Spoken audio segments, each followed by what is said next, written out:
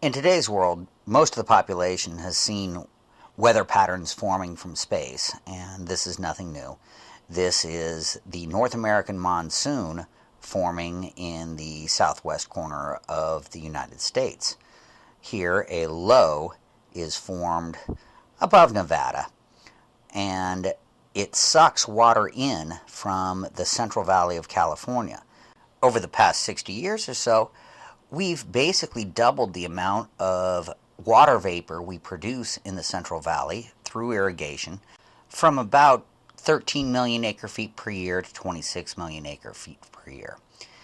You can see from the satellite image and the NASA provided overlay, which shows increased plant growth, that highly arid regions of the United States receive extra rainfall directly due to irrigation provided in the southern half of California. For the last 60 years plus, the marginal levels of water that have provided our ability to irrigate and provide this extra ET to the southern half of the United States has come from groundwater.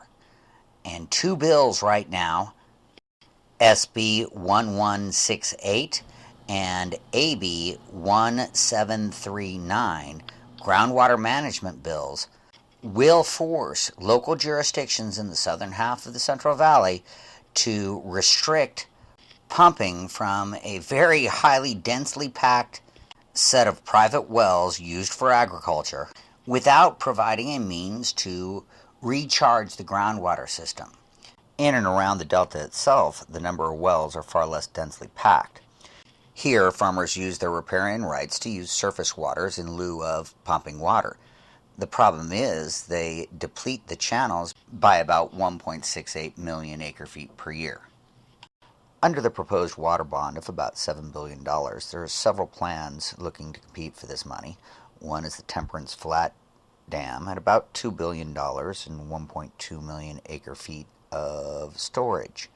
Another is raising the San Luis Dam at a cost of about $360 million and increasing its capacity by 130,000 acre feet.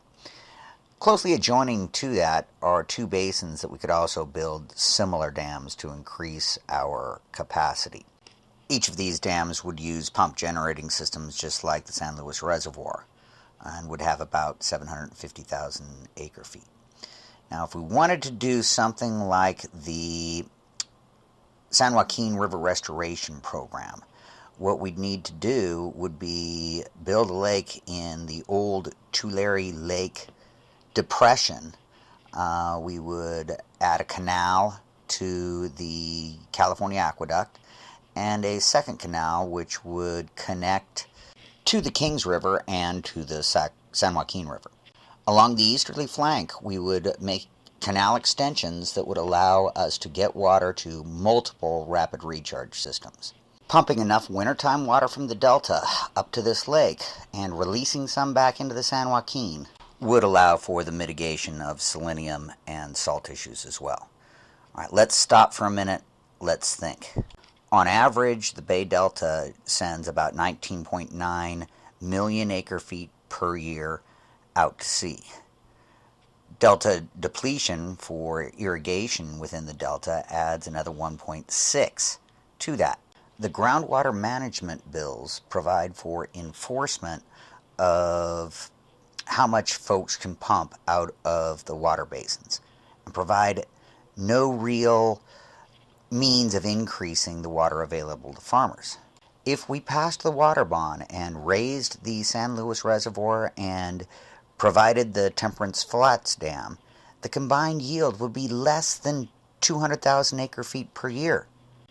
This is an order of magnitude smaller than the total groundwater depletion for all the basins south of the delta, and the combined legislation leads to one conclusion, that we're going to provide about 10% of the deficit in new waters, possibly, and solve the groundwater issue by having farmers make up the other 90% of the deficit.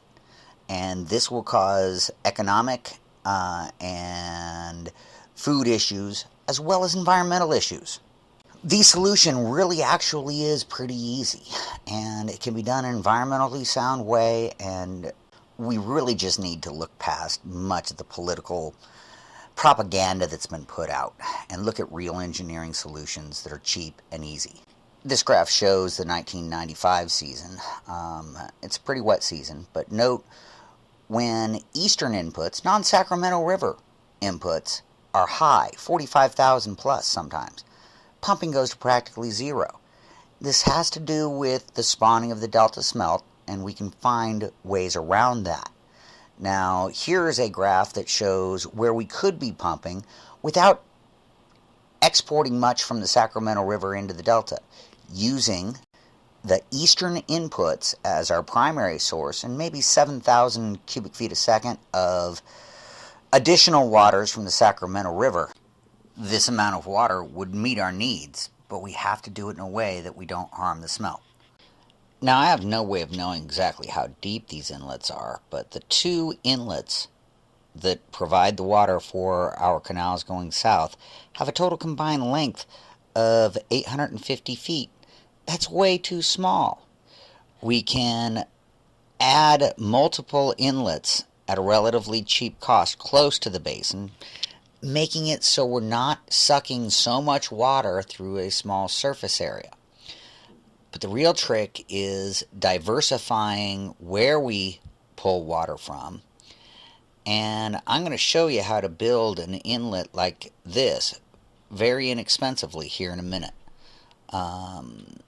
This would allow for much more water, but I want to give you a bigger picture of some of the other issues going along with the delta. For instance, this particular channel is choked off.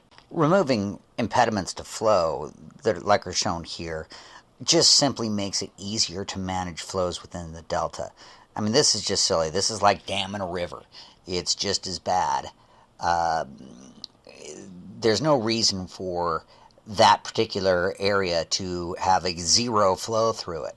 And it's choked off in multiple locations, and you can see the moss, just growing, the stagnant areas.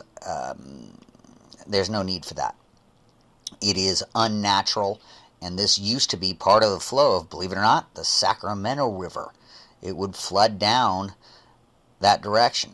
Now, at the heart of the delta, essentially where the Sacramento and San Joaquin rivers used to commingle, this is where we probably want to put a lot of pump facilities. Really, we can put the pump facilities anywhere, and I'm going to show you how to build that in just a minute. But we need to locate those in areas where we can more evenly draw down excess waters from different delta channels on a wider basis. Just to show you also another impediment, flood control was established back in the 50s, and they did it in such a way where they were not trying to let water into the delta. They were trying to keep it out. By adding a third inlet slightly to the north of these two inlets at the cross-channel canal, we can greatly increase cross-channel flows. Now, understand, this is not pumping. This is allowing the water to take its natural course. Okay, this flood control was meant to push the water more to the west. These two floodgates prevent much of the natural flow from entering in the delta. Let's just restore some, not all, some of the natural flows by adding a channel a little bit more to the north and diverting the flow a little. This will allow us to achieve basically a total required flow of about 7,000 cubic feet a second. That's easy. Engineering methods of separating water from fish is also easy. This is basically a picture taken from a road in the delta, and it shows the normal levees to the left and showing building a second levee to the right. Basically what we're going to do is build the second levee behind the first. That's the brown trapezoid with, you can see some shading going back there further. and we're going to create inlets going in. The way you build this cheaply is you bore 30-foot holes. These are the white dots. From the top of the levee straight down, well beyond the water level. Then you build a second levee behind the first, out of dirt at the same height as the existing levee. Then you pile in steel plates along the front of the concrete pillars that are about 3-4 feet in diameter. These steel plates will hold back the dirt and or water as you excavate and pour concrete along the entirety of the interior of the water pool. The riprap will be used in front of the steel plates after they're removed to form a pan to allow water in. A tunnel or pipe will be added through the levee so that the water pool will have a long frontage and a small outlet. This one inlet would have a frontage of 285 feet, meaning that if it was 5 feet deep, you could have a net output of 1,425 cubic feet per second with a current of less than 1 linear foot per second. That's easy for fish to get away from. Simply put, the answer is diversification of intakes and maximum surface area of fish nets to reduce the suction through the fish nets and allow fish to get away. This is a simple engineering principle, and it's a lot cheaper than things like the Bay Delta Conservation Program. This is the type of engineering we need to do to get the job done.